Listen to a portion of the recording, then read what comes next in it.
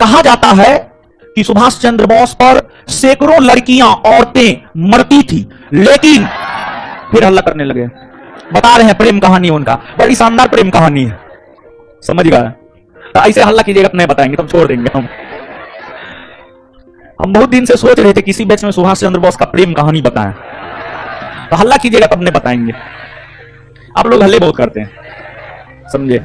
हल्ला मत कीजिए, बताते हैं, सोच के आए आपके बैच में बताएंगे, लेकिन हल्ला कीजिएगा बीच में छोड़ के हम भाग जाएंगे। तो सुभाष चंद्र बोस यानी आर्थिक तौर पर संपन्न थे, तेज बुद्धि के थे, लीडरशिप का गुण था, मतलब एक बेहतरीन इंसान थे, एक अच्छे इंसान थे, दिखने में भी, ब्रेन भी, हर रूप में। लेकिन बचपन से ही उनमें देशभक्ति, देश के प्रति प्रेम बचपन से ही उनमें कूट कूट कर भरा था, और बचपन से ही वे चाहते थे कि हम राष्ट्रीय आंदोलन में शरीक हो, राष्ट्रीय आंदोलन में हम शामिल हो। लेकिन अपने पिता की इच्छा को भी उन्होंने टूटने नहीं दिया। सुभाष चंद्र बोस के पिता का जो इच्छा था कि सुभाष चंद्र बोस आईसीएस अधिकारी बने, सुभाष चंद्र बोस सबसे पहले कोलकाता यूनिवर्सिटी से ऑनर्स की डिग्री प्राप्त की, अर्थात ग्रेजुएट हुए, और ग्रेजुएट होने के बाद ही आप आईसीएस की तैयारी कर सकते थे। ग्रेजुएट हुए, ग्रेजुएट होने के बाद अपने पिता की इच्छा को पूरा करने के लिए वे लंदन चले गए। पूरा करने के लिए वे लंदन चले गए, मतलब ऑस्ट्रिया, ऑस्ट्रिया जिसकी राजधानी वियना है, ऑस्ट्रिया जो यूरोप महादेश में है, ऑस्ट्रिया जो यूरोप महादेश में है, ऑस्ट्रिया की रहने वाली थी एमिली सेंकल, और एमिली सेंकल को जॉब की जरूरत थी। एमिली सेंकल बेरोजगार थी, युवा थी, दिखने में सुंदर थी, लेकिन उसको थी जॉब की जरूरत, थी बेरोजगार।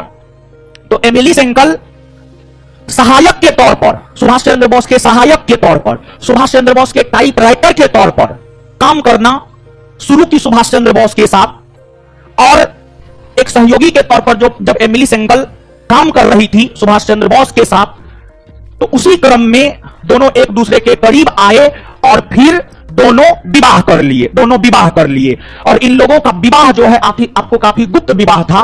इन लोगों के विवाह के विषय में किसी को भी जानकारी नहीं थी, यहां तक कि सुभाष चंद्र बोस के अपने परिवार तक को जानकारी नहीं था, सुभाष चंद्र बोस के अपने परिवार के सदस्यों तक को जानकारी नहीं था।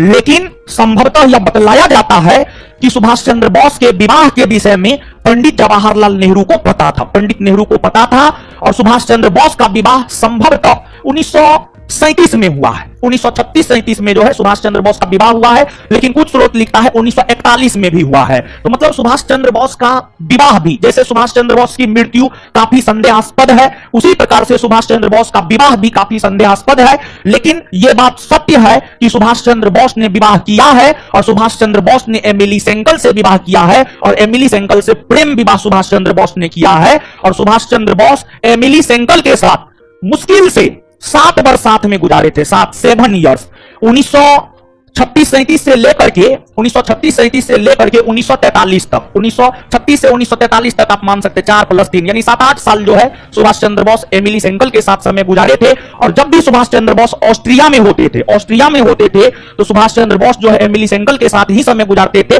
और जब वे भारत आ जाते थे, जब वे यूरोप से भारत आए और 1938 ईस्वी में वे भारत आए, और जब वे भारत आए 1938 ईस्वी में, तो भारत में रहते हुए उन्होंने अनेकों पत्र एमिली सेंकल के नाम लिखने का काम किया, और लगभग कहा जाता है 200 पत्र जो है आपको एमिली सेंकल के नाम सुभाष चंद्र बोस भारत में रहते हुए लिखने का काम किए। और सुभाष चंद्र बोस जो अपने खत की शुरुआत करते थे, उसमें उनका जो पहला शब्द होता था, मेरे हृदय की रानी, the queen of my heart, इससे शुरुआत करते थे, समझ गए, और अपनी बात रखते थे। और सुभाष चंद्र बोस का एक पत्र काफी चर्चित है, और उस पत्र में काफी सारी बातें उन्होंने अपने जीवन को लेकर के, एमिली सेंकल के साथ प्रेम को लेकर के जाहिर किया था। तो उसमें कुछ ऐसी बातें हैं जो अच्छी हैं, जैसे कि उस खत में एक बात यह था कि तुम मेरे जीवन की पहली औरत हो, और हम ईश्वर से यही प्रार्थना करते हैं कि तुम मेरे जीवन की अंतिम औरत भी होना। मतलब उनके कहने का इशारा इस और था कि आगे हमारे जीवन में किसी स्त्री का ये ना हो। इसके बाद उस खत में ही सुभाष चंद्र बोस ने इस बात का भी विवरण दिया था कि यूं तो हमारे ऊपर अनेकों लड़कियां मरा करती थी, अनेकों महिलाएं मरा करती थी, लेकिन हमने सिर्फ और सिर्फ, बाद बाकी समझ गए आप। और इसके बाद जो है बड़ी रोमांटिक खत था वो, समझे। और उसमें सुभाष चंद्र बोस ये भी बोले हैं कि जब वे भारत से यूरोप गए थे, जब वे यूरोप में रह रहे थे, तो भारत का याद बहुत सताता था और बहुत टूट गए थे सुभाष चंद्र बोस। और जब पुनः भारत आए तो अपने खत में सुभाष चंद्र बोस ने यह भी लिखा कि तुम मेरे उस समय की साथी हो जब हम काफी टूट चुके थे और हमें लगने लगा था कि अब हम कुछ भी नहीं कर सकते हैं। उस समय तुमने हमारा साथ दी। यानी अनेकों प्रकार का चीज लिखे, कुल मिलाकर के यही बतलाना चाह रहे हैं। मतलब छुपा रुस्तम टाइप के थे, प्रेम करते थे, बेपनाह प्रेम करते थे, लेकिन किसी को अता पता नहीं था। लेकिन हाँ, आपको आए तो ठीक है, प्रेम करना कोई गलत बात थोड़े नहीं, लेकिन अपने कैरियर को दांव पे लगाकर प्रेम करना गलत बात है, समझ गए। हम ये नहीं कहते हैं कि प्रेम आप मत कीजिए, एकदम खूब प्रेम कीजिए, लेकिन एक बार अपना कैरियर बना लीजिए, तब प्रेम कीजिए, समझ गए। राजगीर जब बीपीए जाइएगा ना, तो वहां पर प्रेम कीजिएगा, वहां पर प्रेम कीजिएगा तो एक एटीएम की जगह 2 एटीएम में पैसा आएगा। और यहां पर प्रेम कीजिएगा तो यहां पर क्या पता एक वो एटीएम नहीं खुल सके, इवन हो सकता है।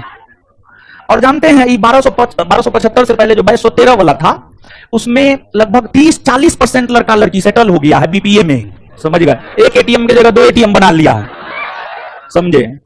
ठीक है, अब समझिए। इसके बाद सुभाष चंद्र बोस 2 बार कांग्रेस के वार्षिक अधिवेशन की अध्यक्षता भी किए।